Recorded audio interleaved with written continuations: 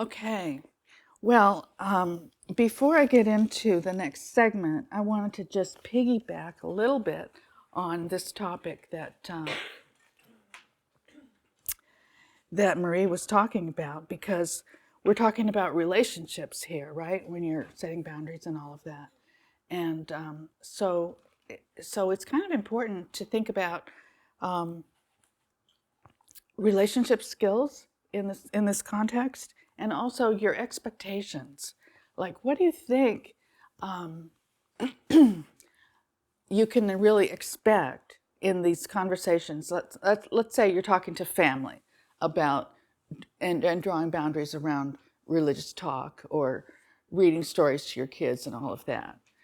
What do you think you can expect from them? Can you expect them to just really understand where you're coming from and agree with you? So that's kind of important to think about, because I think all that you can expect is acceptance. And that's different. You know, you're not really expecting them to agree with you necessarily. And so if you strive for them to understand and agree with you, you're going to get disappointed.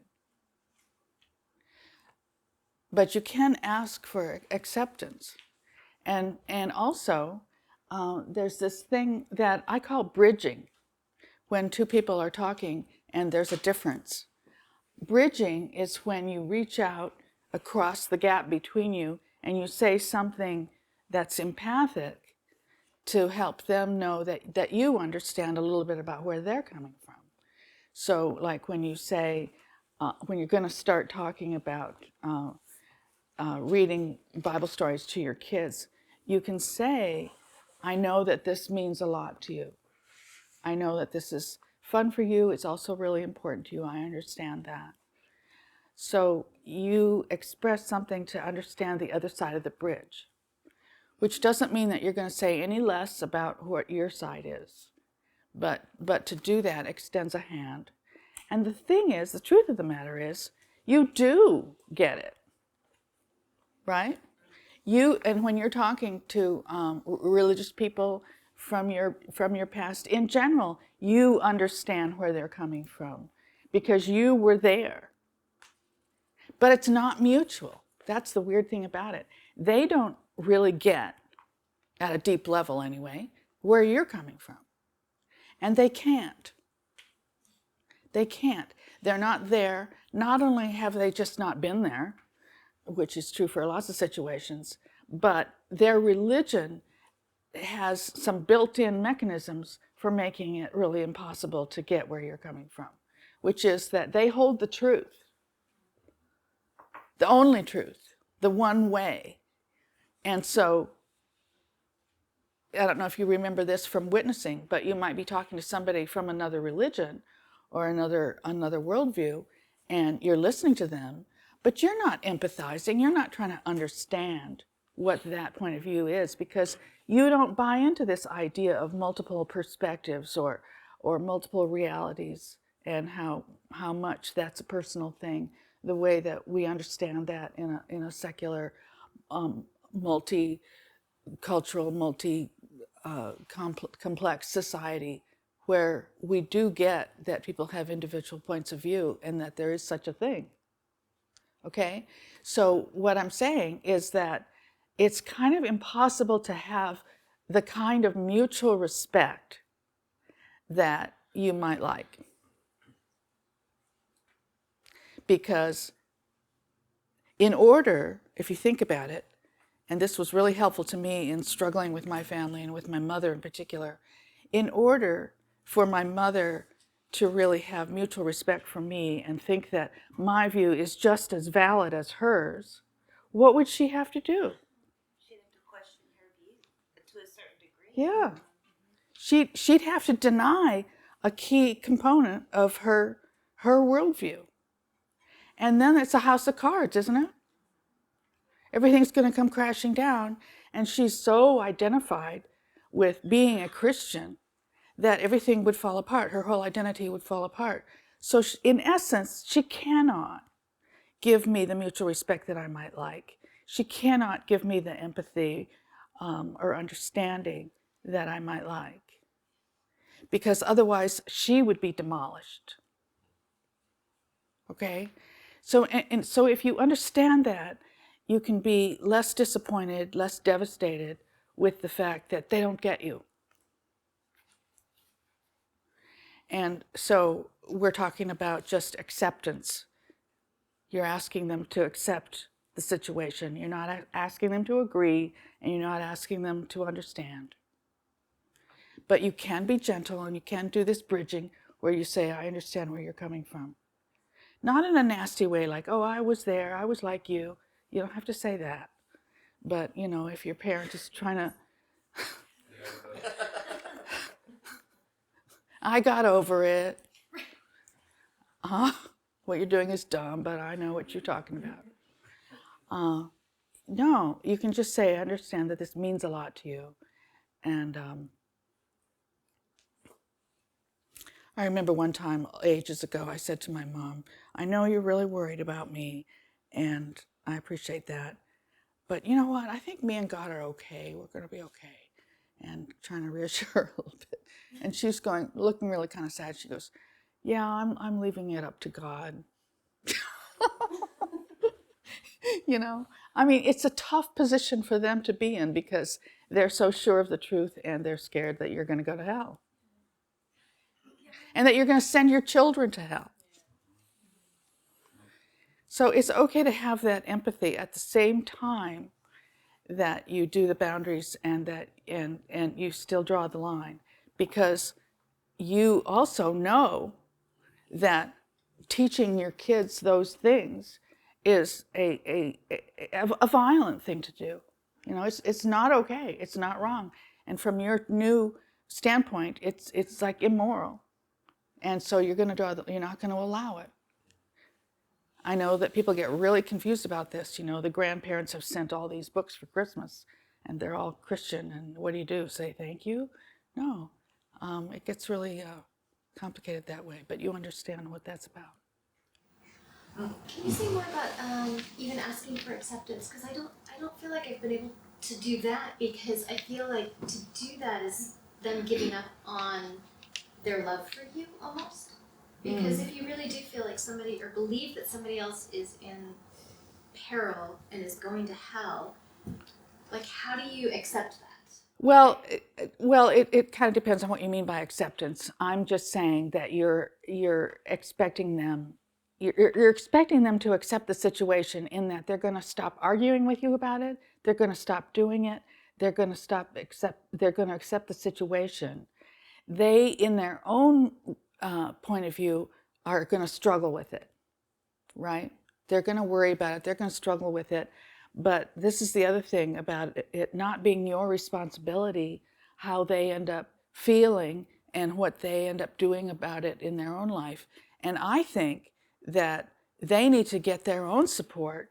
And in fact, I think there is some writing and so forth for Christians whose family members have become lost, right? They need to figure that out for themselves. And you're not responsible for taking care of that. I can hear you saying that you want to, like it's really hard for them to accept, and some people sound like they want to take care of their parents' feelings or other people's feelings, but you really can't. And you haven't been clear on the fact that you are a separate, autonomous person. Your feelings are not merged with all their feelings. And they may have trouble accepting it, but that's what you're asking. I'm just saying this in terms of what you're asking for and what you're expecting. You're expecting them to accept the situation and cooperate with you without necessarily understanding and certainly not agreeing with you, and that's okay. That's how it is. And you're not going to keep arguing it and fighting about it every time you see them, or saying that they can't come to Christmas or whatever. You can do those things within these rules that you set up. But I find that people get really upset when they can't convince their parents or family to go along with what they're saying. And that's really not necessary. You don't have to convince them. Because the religion itself, it's not even their fault, right? Like with my mom, when I realized that she can't ever see me for who I really am. And that's what a lot of you have wanted, right? You want to be seen and related to for who you really are. We long for connection with our parents and family. And it's deep, it's physiological, it's biological. We want that connection. And so if you've changed drastically, you want them to relate to you as you really are now. Because your identity has changed. But you have to go through the grieving process, basically, of realizing that that's no longer going to be possible in the way that you want. That's what's so powerful about the inner child work is that to discover, even though there's a grieving process, I can provide this towards myself. Yeah, exactly. That you do have to do some parenting of yourself. But there is grief there is sadness there. And then forging the sort of relationship that you can have, you know? How can you connect with these folks? Can you get together and have a nice time and, have fun in the kitchen making a great meal or playing with the kids? Can you do things that have nothing to do with religion? Because you know what? They are also human. And they have what I think looks like a multiple personality, where you can switch back and forth between real life and this whole spiritual world. So 1 minute they're worrying about you going to hell, and the next minute they're playing chess with you and acting like a normal human being. So it Makes no sense. It boggles my mind. so there is this very weird dance between the natural world and the supernatural world that you manage when you're religious, right? You guys remember that? So, and there are all these really funny contradictions, like you're not supposed to lay up for the morrow, right? But then they're investing in real estate. Well, what's going on there? Or Jesus is coming back any day, and you're supposed to be evangelizing the whole world because that's what the Great Commission says. And at the same time, you're pursuing a career. And remember, I think Marie mentioned, you can have multiple feelings, You can have this empathy for them, and at the same time be very strong with what your boundaries are. Because you know that doing some of those things is harm. It's harm. You might call it abuse, you might call it violence, but teaching a small child about hell or that they're sinful and need saving, that's abusive, okay? And to get clear on that. So this is all territory that's really kind of tricky to navigate sometimes. So it's important to get clear on some of these things. And when, it happens anyway, when you weren't looking, to feel some anger about that. Well, what is anger? Anger is when something's crossed your values. It's energizing. You're like, oh my gosh, she just got through reading this book to my daughter about Noah's Ark and how God genocided, is that a word? The world. And taught it. That's actually what happened. My son came home and he was saying things that there's no way of knowing, and he was terrified. Yeah. And immediately out of that, he was, and this was before, it was already in process, the structure of the ultimate decision of being like, no, this is for sure 100% no, but trying to talk my son through that we were going to visit my parents the next day or that day or something like that. He was crying so hard out of fear to go back to my parents' house that he was gagging. Wow. And I went into that house and I said, these are not on the table. And it created, my dad powered up, wanted to control, and there had to be a strength of being like, no, I'm protecting my son from this because this is what, and he looks just like me, so I see my son and I go like, this is what happened to me, but I'm not letting it happen to them. Yeah, good for you. Because this is all intergenerational, isn't it? It gets passed on and on. So like other kinds of abuse, where people repeat the abuse that they got, for you to stop it now, you're stopping the chain. And so this is a huge accomplishment. It's not going to go on anymore. it's not going to continue with my children. So the other thing that is important here too is that as a parent, you mediate. I'm sure you talk to him, right? And if a child comes home and they heard about God in school, I heard that Jesus died for our sins. They said that at school. Well, you talk to your child about that. There's a really excellent episode online. I wished I could play it here, but it's half an hour long. You can look it up yourself. There was a TV show made called Louie with Louis C.K. But these were like half-hour episodes of him and his life. And there's one that's actually kind of a flashback. It's a flashback of when he was little and going to Catholic school and all the stuff that went on there and the indoctrination that was just horrible. And this child was pretty traumatized by it. But then at the end of it, there's this beautiful scene where the mom hears about it and straightens it out. It's just an amazing episode, and tells him that it's not true, comforts him, and it's a great scene. So that's super important. And families have to mediate the crap that's in the culture, right? Because this isn't. I was going to go over this whole paradigm shift, and we're kind of short on time. But you have experienced this enormous paradigm shift, but the larger culture hasn't totally made it. There's still plenty of religious stuff all around. It's not just your own family. So you have to mediate that. And if you don't have children, you're mediating that for yourself, for your own inner child.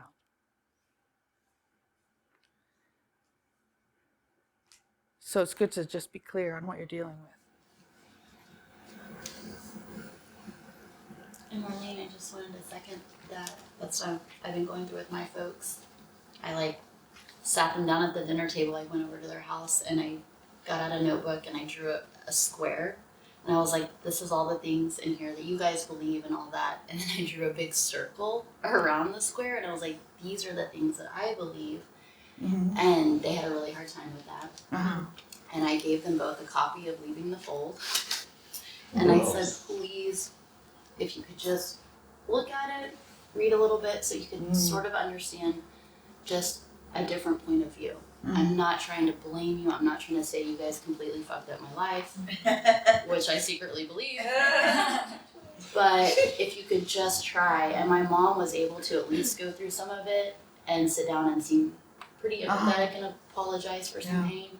But my stepdad was like, why do I need to read a book written by a lady that's pissed off about Christianity? So anyways, it's just interesting hearing you say that because I'm trying so hard, but now I'm realizing I can really just give that fight out and then try to figure out how You could also draw a circle around some beliefs that you consider toxic, that you're drawing a boundary. I don't want any of these beliefs anywhere near me or my kids. Venn diagram. Like you're a bad, sinful person, or you're going to go to hell. These are things that are just forbidden.